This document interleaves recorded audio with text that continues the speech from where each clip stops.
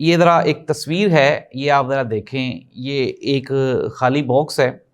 اور اس باکس کے اندر ایک جوس کا پیکٹ ہے اور ایک لیز کا پیکٹ ہے، اور یہ جو باکس ہے، چونکہ مجھے پتہ ہے پرنٹنگ کے کاموں کا،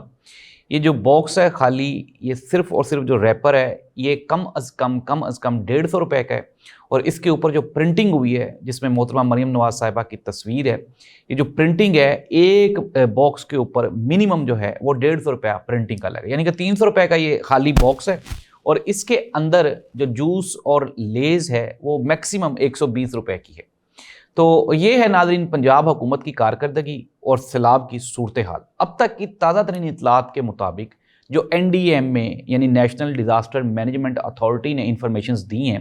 اس کے مطابق وہ کہتے ہیں کہ تقریباً 5 ملین لوگ اس سیلاب سے متاثر ہوئے ہیں، اور 7,000 گاؤں اور دیہات اس سیلاب نے اجاڑ دیے ہیں، اور ہلاکتوں کی تعداد بھی 101 کے قریب پہنچ چکی ہے۔ لیکن صورتحال اس کے بالکل برعکس ہے، بالکل مختلف ہے۔